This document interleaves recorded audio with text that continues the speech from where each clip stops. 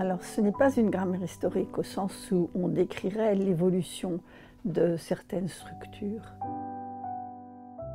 Mais ça ne nous empêche pas d'avoir des rappels de temps d'expression, de structure antérieure, lorsque ça éclaire ce qui se passe en français aujourd'hui.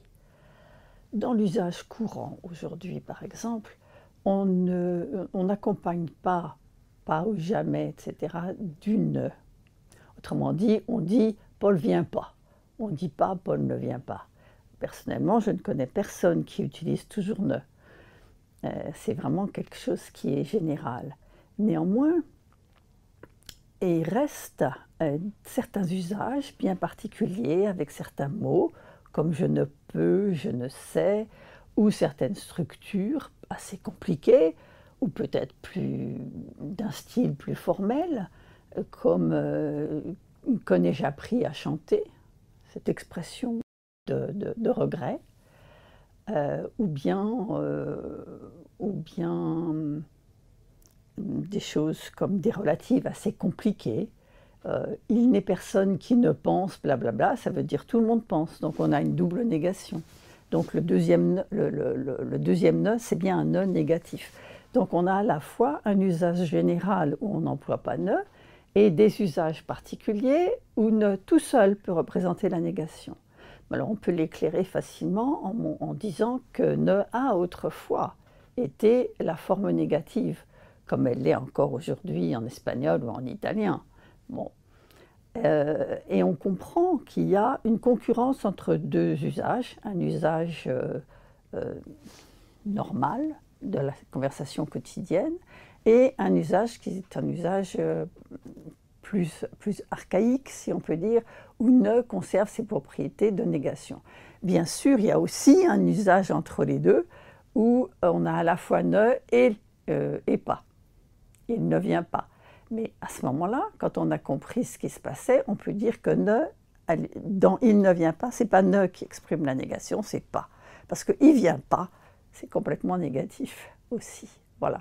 Donc on utilise des retours historiques pour expliquer ce qui se passe à certains points, comme le point de l'expression de la négation, qui est quand même un point un peu délicat en français. Ou bien encore, ça peut éclairer une bizarrerie. Ce qu'on pourrait penser être une bizarrerie, par exemple le passif, le complément d'agent du passif, comme on dit, il est introduit par part. Donc, j'ai été abordée par plusieurs élèves. Très bien. Mais on a aussi de, avec les verbes de sentiment. Vous savez, dans les romans policiers ou dans les films policiers, quand quelqu'un a été tué, tout le monde dit « Ah, il était aimé de tout le monde ». Bon, on ne dit pas « il était aimé par tout le monde », on dit « il était aimé par… » Alors pourquoi est-ce qu'il y a cette bizarrerie? Eh bien, c'est qu'en fait, autrefois, l'agent du passif était exprimé par « de ». Et donc là, encore, c'est un reste. Mais c'est un reste qui s'explique en tant que reste. Ce n'est pas une bizarrerie, voilà ce qu'on veut dire. Donc l'évolution du français, bon, comme l'évolution de n'importe quelle langue, bien sûr que le français évolue, mais son évolution n'est pas régulière. Il y a des restes, autrement dit. Voilà. Et dans cette mesure-là, on introduit une vision un peu historique. Alors on se pose aussi la question des innovations.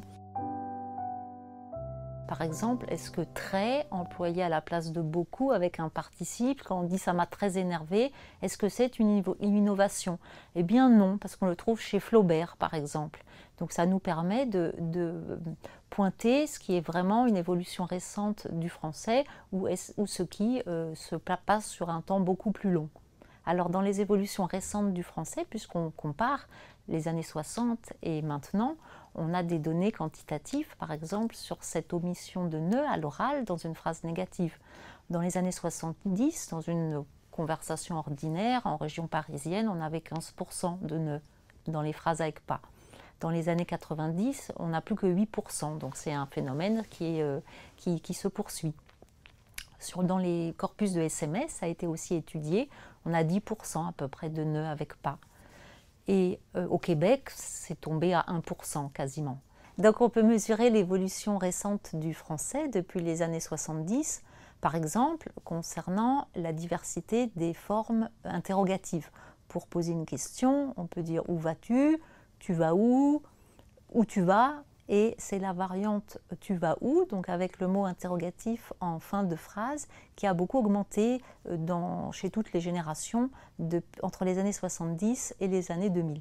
Donc nous souhaitons avec cette prise en compte de la langue très contemporaine, même d'une évolution sur le temps court, réduire un peu le fossé qui existe souvent entre la langue décrite dans les manuels et la langue effectivement qu'entendent les élèves ou que parlent les gens dans leur usage ordinaire, pour que ces notions de grammaire puissent leur parler, puissent les éclairer sur ce qu'ils entendent ou ce qu'ils peuvent dire.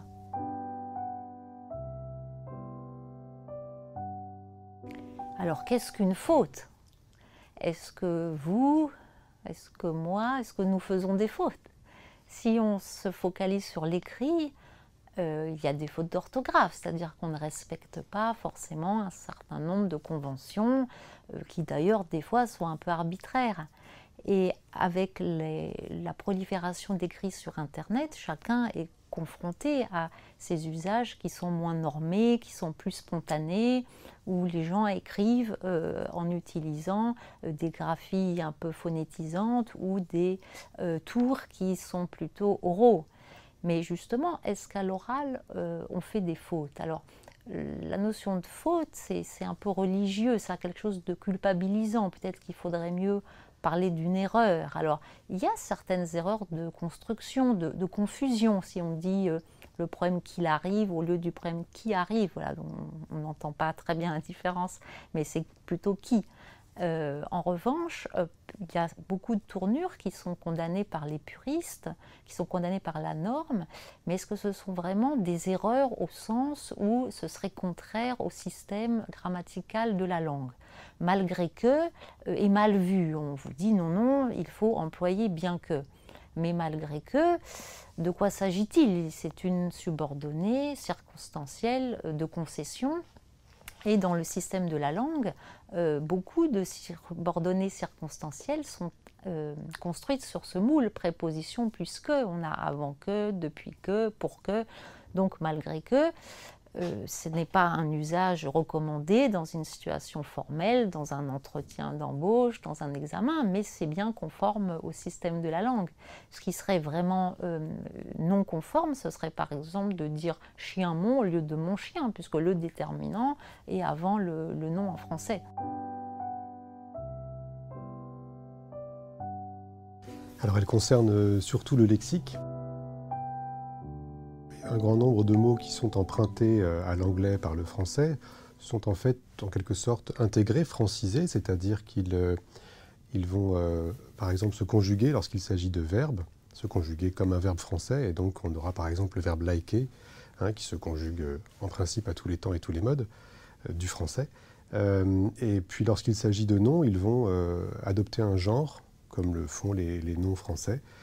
C'est ainsi, par exemple, qu'on dit une story, pour décrire des phénomènes relatifs aux réseaux sociaux, sans doute par calque, enfin par rapprochement avec le français histoire, puisqu'en anglais, le mot n'a pas de genre féminin. Pour ce qui concerne la grammaire, c'est-à-dire la morphologie et la syntaxe, surtout, l'influence de l'anglais est assez variable et peut-être difficile à apprécier précisément. Si on prend un exemple comme c'est la raison pourquoi il a dit ça. Alors, on le rencontre pas mal au Canada, mais il est surtout marqué comme informel. Et là, peut-être y a-t-il effectivement un rapprochement à faire avec une influence de l'anglais, une influence probable de l'anglais sur The Reason Why, que j'ai.